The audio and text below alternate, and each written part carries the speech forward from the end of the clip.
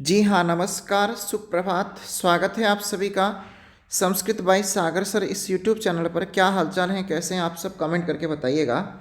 और आज फिर से एक नए सेशन के साथ में मैं उपस्थित हूँ और ये थ्योरी क्लास है। सुबह की आज थोड़ा सा लेट हो गया हूँ, कारण कि थोड़ी सी तबीयत ठीक नहीं थी। इस वजह से मैंने कहा कि बाद में रिकॉर्ड कर दूंगा, बाद में डाल दूंगा, ठीक है। जो आपका क्रम है वो टूटेगा नहीं।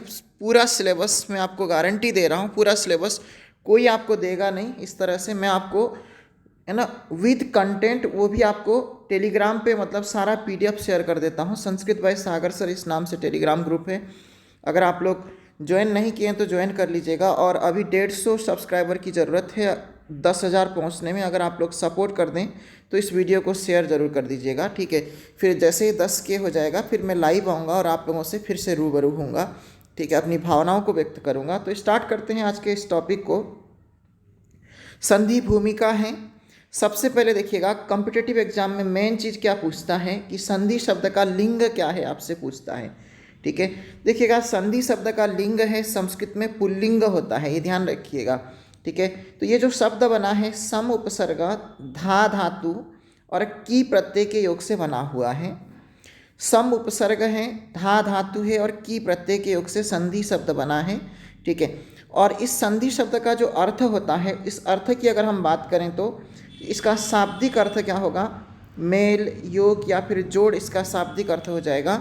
संस्कृत भाषा में संधि शब्द पुल्लिंग में है और इसी को पारिभाषिक शब्द के तौर पर हम संधि को ही संहिता के नाम से भी जानते हैं।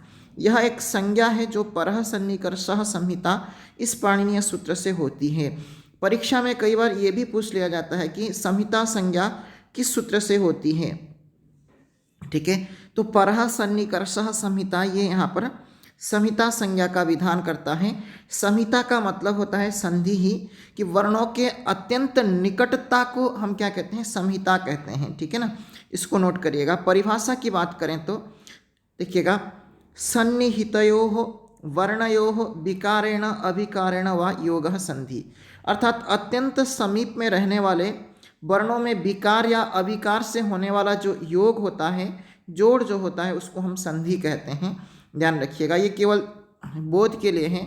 अथवा संधानम संधि कहा गया है। वर्णों का देखिएगा, वर्ण संधानम संधि कहा गया है, यानी वर्णों का संधान कर लेना ही क्या होता है, संधि कहलाता है करके ये भी बताया गया है, ठीक है। तो कई प्रकार से परिभाषाएं हो सकती है, ये सरल परिभाषा मुझे लगा इसलिए आपको बताया। देखिएगा, संधि कहाँ पर हो, इसके विषय में एक ये बहुत प्रसिद्ध कारिका है और ये प्रश्न बहुत बना है, ठीक है ना, कि संधि कहाँ कहाँ पर होना चाहिए, कहाँ नहीं होना चाहिए, ठीक है। कहा कि संहितैक पदे नित्या नित्या धातुपसर्गयोः नित्या समासे वाक्ये तु सा विवक्षाम अपेक्षते। अर्थात संहिता का मतलब संधि, एक पद में नित्य, अर्थात एक पद जहाँ पर रहे, ठीक है। एक पद का मतलब एक शब्द में अगर कहीं पर संधि रहे तो वहाँ अनिवार्य रूप से आपको संधि करना होगा। यहाँ नित्या शब्द का मतलब होता है अनिवार्य, ठीक है। देखिएगा, संहिता एक पदे नित्या, यानी संहिता एक, संहिता अर्थात संधि एक पद में अनिवार्य रूप से करना है। इसी प्रकार से धातु और उपसर्ग का योग रहे तो यहाँ पर भी संधि अनिवार्य रूप से करना है। और कहा कि समास अगर रहे तो समास में संधि कार्य का विधान हो रहा हो तो वहाँ पर भी संधि अनिवार्य रूप से करना चाहिए। और वाक्य में जो है वो विवक्षाम अपेक्षते करके कहा है, वाक्य तु सा विवक्षाम अपेक्षते, यानी वाक्य में जो है बोलने वाले की इच्छा पर निर्भर करता है। अगर इसी को हम हिंदी अर्थ में देखें तो देखिएगा, संहिता अर्थात संधि एक पद होने पर धातु और उपसर्ग के योग में और सामासिक पद में संधि कार्य करना अनिवार्य है और वाक्य में बोलने वाले की इच्छा पर निर्भर करता है। इसी को हम उदाहरणों के द्वारा समझें तो देखिएगा, एक पद का उदाहरण यहाँ पर देखिएगा, जैसे ये पवित्रम एक पद है, इसको अगर हम तोड़ेंगे तो पो धन इत्रम बनेगा, ठीक है। और यहाँ पर अयादि संधि है, ये भी मैं आपको बता दूँ, ठीक है। तो ऐसी जगह पर एक पद या फिर एक शब्द रहे तो एक शब्द में अगर संधि कार्य हो रहा हो तो वहाँ अनिवार्य रूप से संधि कार्य कर लेना चाहिए, यही उस कारिका ने बताया है। नेक्स्ट देखिएगा, एक पद का उदाहरण ये हो गया। और अगला है धातु उपसर्ग का योग, धातु और उपसर्ग का योग। अभी यहाँ पर उपसर्ग है और यहाँ देखिएगा आगता में गम धातु है, और ठीक है, तो ऐसे में यहाँ पर देखिएगा धातु और उपसर्ग का योग है, धातु और उपसर्ग का योग है, तो इसलिए यहाँ पर संधि कार्य होकर के अभ्यागतः यहाँ पर पद बना है। ठीक है, तो यहाँ पर यण संधि का विधान हुआ है, क्योंकि संधि अनिवार्य होने के कारण से यहाँ पर संधि की गई है। नेक्स्ट देखिएगा समास की बात करें तो समास में भी संधि कार्य अनिवार्य है। धनस्य अर्थी, देखिएगा धन अर्थी, यहाँ पर संधि कार्य घटित हो रहा है, तो इसलिए यहाँ पर आपने बनाया धनार्थी, यानी धन को चाहने वाला, है ना, धन को चाहने वाला। यहाँ पर भी आपने देखा धनार्थी में दीर्घ संधि हुआ। इसी प्रकार से नीलम च उत्पलम, नीलोत्पलम, यहाँ पर भी देखिएगा गुण संधि हुई। ठीक है, तो ये समास के उदाहरण हैं। ठीक है, यहाँ धनार्थी में षष्ठी तत्पुरुष समास है और यहाँ पर नीलोत्पलम में कर्मधारय समास है, इसको भी ध्यान रखिएगा, पद कई बार पूछ सकता है। और वाक्य की बात करें तो वाक्य में जो है संधि ऐच्छिक है।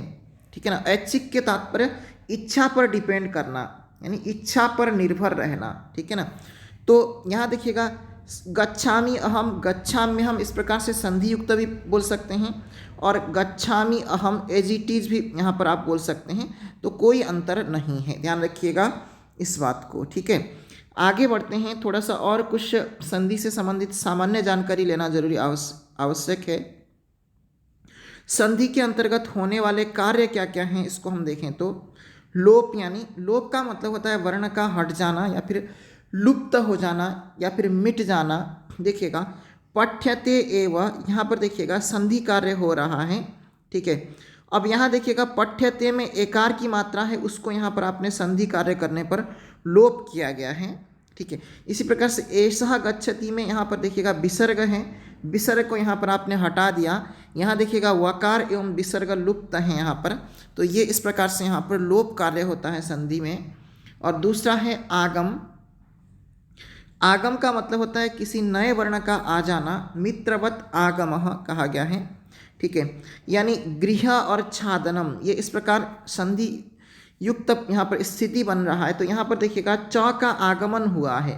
ठीक है, तो यहाँ पर लिखन अस्ति में दोबारा न का आगम हुआ है, च एवं न का आ जाना, इसी को हम क्या कहते हैं, आगम कहते हैं। ठीक है, नेक्स्ट देखिएगा आदेश की बात करें तो आदेश में देखिएगा किसी वर्ण का आ जाना। ठीक है, शत्रुवत आदेशः, यानी शत्रु के समान आदेश होता है कि शत्रु क्या करता है कि देखिएगा अपने राज्य को स्थापित करने के लिए दूसरे को राज्य को पूर्णतः नष्ट करके अपनी राज्य को स्थापना करता है ना, राज्य की स्थापना करता है। उसी प्रकार से जो आदेश होता है, एक वर्ण को जो पहले विद्यमान था वो वर्ण, उसको हटा करके उसके स्थान पर ही, इसी के स्थान पर दूसरा वर्ण आ जाता है, यहाँ ध्यान रखेंगे। जैसे कि गण धन ईशः है ना, तो यहाँ देखिएगा गण में अ है और पीछे ई है, इन दोनों के स्थान पर आपने क्या कर दिया, ए कर दिया, तो गणेशः बना। इसी प्रकार से एक धन एकम, यहाँ अ है और इधर ए है। ठीक है, यहाँ इन दोनों के स्थान पर आपने कर क्या दिया, ऐ कर दिया। तो इस प्रकार से आपने क्या किया, पहले जो विद्यमान था उसको हटा करके उसके स्थान पर कुछ वर्ण को रिप्लेस किया। तो इसी प्रक्रिया को हम व्याकरण शास्त्र में आदेश कहते हैं। और प्रकृति भाव का मतलब होता है ज्यों का त्यों बना रहना। ठीक है, जैसे देखिएगा विष्णु इमऊ है, यहाँ पर संधि कार्य होने पर भी यथावत स्थिति रहती है।